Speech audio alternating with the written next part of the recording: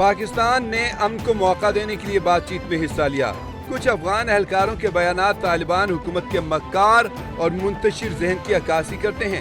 وزیر دفاع خواجہ آصف نے ٹویٹ میں کہا کہ افغان طالبان کے زہر آلود بیانات ناقابل قبول ہیں۔ اگر پاکستان میں کوئی دہشت گرد حملہ ہوا تو سخت اور منہ توڑ جواب دیا جائے گا۔ جنگ میں بھارت کو ہزیمت اٹھانی پڑی، اب وہ کابل کے ذریعے تلافی کی کوشش میں ہے۔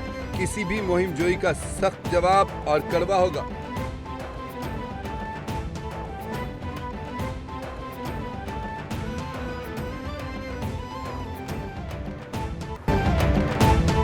پاکستان میں دہشت گردی میں ملوث ایک اور افغان شہری کا اعترافی بیان سامنے آ گیا۔ خارجی ستورے نے اعترافی بیان میں بتایا کہ ننگرہار کا رہنے والا ہوں، کابل کے مدرسے عبداللہ ابن زبیر میں درس و تدریس سے بھی منسلک رہا۔ ننگرہار میں ادویات کی ڈیلیوری کے کام میں ملازمت کی۔ ٹی ٹی پی کمانڈر قاری محمد کے ہاتھ پر بیعت کی۔ علاج کے لیے پشاور آیا۔ کابل سے کمانڈر قاری محمد نے عالم دین کو نشانہ بنانے کا حکم دیا۔ ٹارگٹ کلنگ کا منصوبہ بنا رہا تھا، گرفتار ہو گیا۔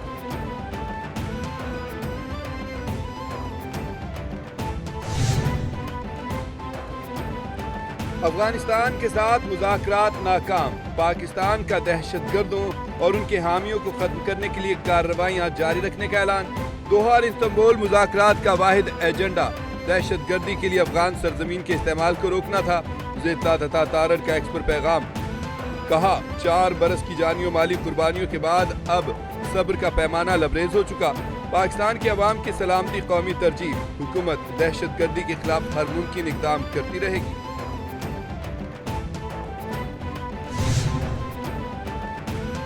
وفاقی وزیر داخلہ محسن نقوی کی ایران میں اہم ملاقاتیں۔ محسن نقوی کی سپریم نیشنل سیکیورٹی کونسل کے سیکرٹری علی اردشیر لاریجانی اور ایرانی ہم منصب سکندر مومنی سے الگ الگ ملاقات۔ پاک ایران تعلقات اور سیکیورٹی تعاون بڑھانے پر تفصیلی تبادلہ خیال، انسداد دہشت گردی، انسداد منشیات اور بارڈر مینجمنٹ کے حوالے سے بات چیت۔ پاک ایران وزرائے داخلہ کا سیکیورٹی کے امور پر باہمی تعاون بڑھانے پر تبادلہ خیال۔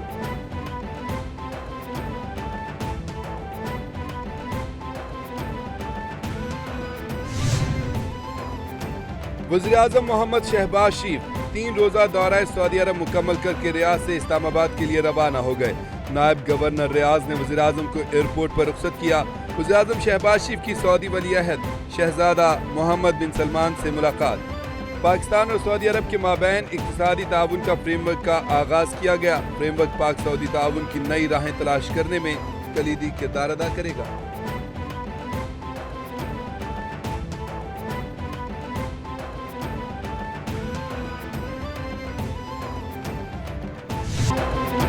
جنوبی کوریا کی سرزمین پر امریکی صدر کی وزیراعظم پاکستان اور فیلڈ مارشل کی تعریفیں۔ ایپک سی او سمٹ سے خطاب میں ڈونلڈ ٹرمپ کہنے لگے، وزیراعظم شہباز شریف اور فیلڈ مارشل عاصم منیر شاندار شخصیت ہیں۔ پاکستان کے فیلڈ مارشل ایک بہترین سپہ سالار بھی ہیں۔ مودی کو کہا، جنگ کرو گے تو ہم تجارت نہیں کریں گے۔ ہم نے تجارت نہ کرنے کی دھمکی دی، 2 دن میں امن ہو گیا۔ دنیا میں امن قائم کر رہے ہیں۔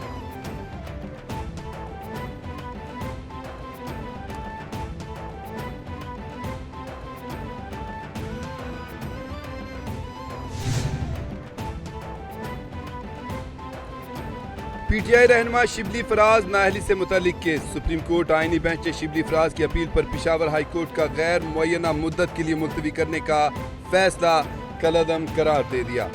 عدالت کا پشاور ہائی کورٹ کو شبلی فراز کی زیر التوا درخواست پر فیصلہ کرنے کا حکم۔ شبلی فراز کی خالی نشست پر الیکشن روکنے کی استدعا مسترد۔ سپریم کورٹ نے شبلی فراز کی اپیل نمٹا دی۔ جسٹس امین الدین خان کی سربراہی میں 5 رکنی آئینی بینچ نے سماعت کی۔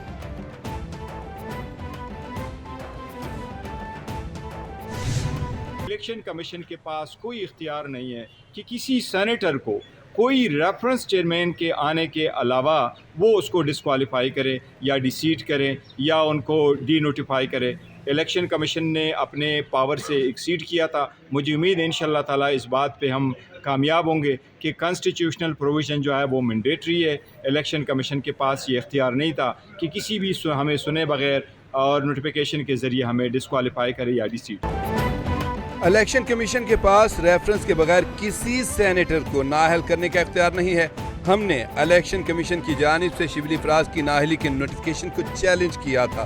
عدالت نے کہا ہم مزید پیچیدگیوں میں نہیں جانا چاہتے۔ عدالت نے کہا اور بھی بہت سارے لوگوں کی نااہلی کے معاملات اس سے منسلک ہیں، امید ہے ہائی کورٹ میں کیس چلے گا تو ہمیں ریلیف ملے گا۔ Chairman P T I barrister Gohar کی سپریم کورٹ کے باہر گفتگو۔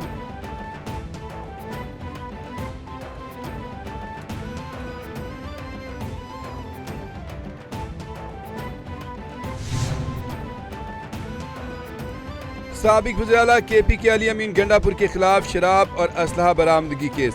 مسلسل غیر حاضری پر عدالت نے علی امین گنڈا پور کے وارنٹ گرفتاری جاری کر دیے۔ عدالت کا علی امین کو گرفتار کر کے پیش کرنے کا حکم۔ سابق وزیر اعلیٰ علی امین گنڈا پور آج عدالت میں پیش نہ ہوئے۔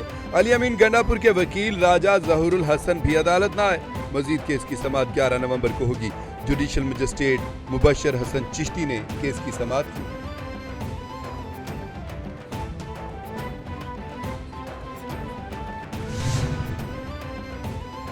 وزیر اعلیٰ پنجاب مریم نواز سے امریکی قونصل جنرل سٹیٹسن سینڈرز کی ملاقات۔ امریکی قونصل جنرل نے وزیر اعلیٰ مریم نواز کا پرتپاک مہمان نوازی پر شکریہ ادا کیا۔ وزیر اعلیٰ مریم نواز کی امریکی سرمایہ کاروں کو پنجاب میں شاندار مواقع سے فائدہ اٹھانے کی دعوت۔ مریم نواز کہتی ہیں پاکستان اور امریکہ کے دو طرفہ تعلقات میں بہتری خوش آئند ہے۔ امریکی قونصل جنرل نے کہا وزیر اعلیٰ پنجاب کا سرمایہ کاری اور تجارت کے فروغ کے ای بزنس پروجیکٹ قابل تحسین ہے۔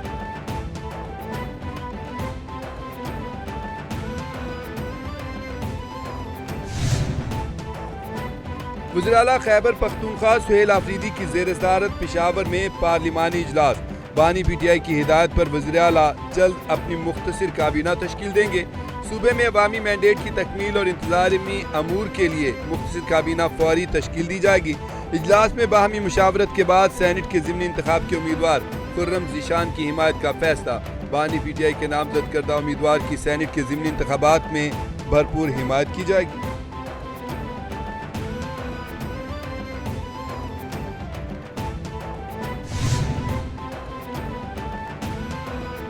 خیبر پختونخوا میں ترقیاتی منصوبے بعد میں شروع ہوتے، پہلے حصے بانٹنے کی بولیاں لگتی ہیں۔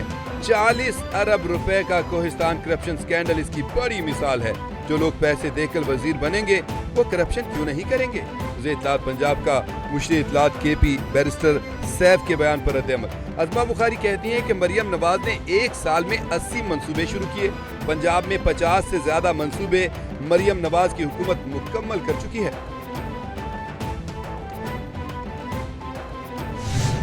نوکریوں کے لیے، صحت کے علاج کرنے کے لیے کراچی میں جاتے ہیں، پاکستان کے کسی اور شہر میں نہیں جاتے۔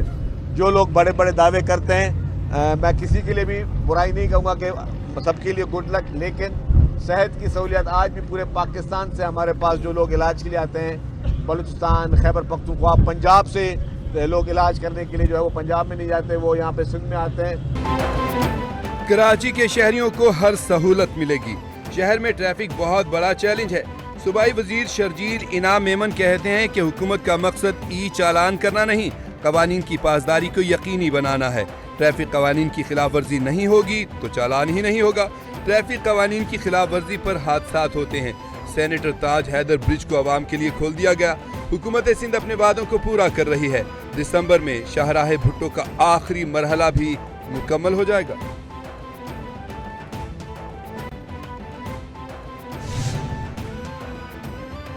وزیراعظم آزاد کشمیر چودھری انوار الحق نے مستعفی ہونے کے لیے شرط عائد کر دی۔ رائے کے مطابق چودھری انوار الحق نے حامی وزراء اور اراکین اسمبلی کے لیے ترقیاتی فنڈز اور جاری منصوبوں کی گارنٹی مانگ لی۔ انوار الحق نے مطالبہ کیا ہے کہ نون لیگ کے وزراء اور ٹکٹ ہولڈرز کو بھی آئندہ الیکشن سے قبل برابری کی بنیاد پر فنڈز دیے جائیں گے۔ مسلم لیگ نون اور پیپلز پارٹی وزیراعظم آزاد کشمیر چودھری انوار الحق کے خلاف تحریک عدم اعتماد پر اتفاق کر چکی ہیں۔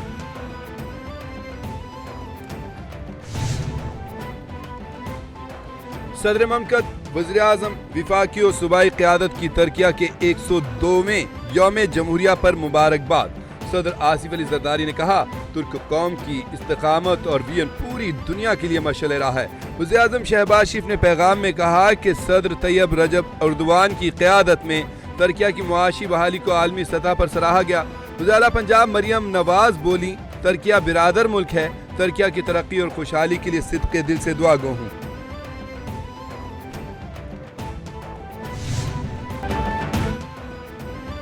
لاہور سمیت پنجاب بھر میں سموگ وبال جان بن گئی، صورتحال انتہائی خراب، سانس لینا بھی محال۔ لاہور کا ایئر انڈیکس خطرناک حد تک بڑھ گیا، فضائی آلودگی میں دنیا بھر میں سر فہرست۔ لاہور کا مجموعی AQI 400 کو چھو گیا، ملتان کی فضا بھی آلودہ، مجموعی AQI 507 ہو گیا۔ فیصل آباد کا ایئر کوالٹی انڈیکس 712، گجرانوالہ 287 اور پشاور میں 219 ریکارڈ۔ طبی ماہرین کی شہریوں کو ماسک کا استعمال کرنے کی ہدایت۔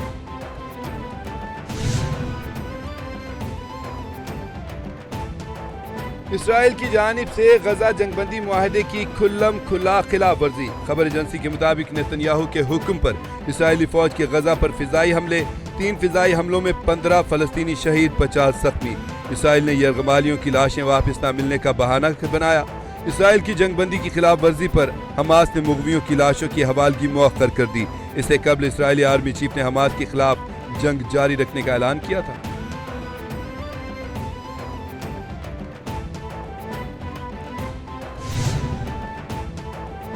اور غزہ میں حماس یا کسی اور نے اسرائیلی فوجی پر حملہ کیا، اسرائیل سے جواب کی توقع تھی۔ امریکی نائب صدر JD وینس نے دعویٰ کیا ہے کہ ہمیں توقع تھی کہ اسرائیل اس کا جواب دے گا۔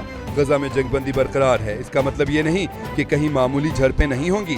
صدر ڈونلڈ ٹرمپ کی قیادت میں امن برقرار رہے گا۔ حماس نے رفح کے قریب ہونے والے فائرنگ کے واقعے میں ملوث ہونے کی تردید کر دی۔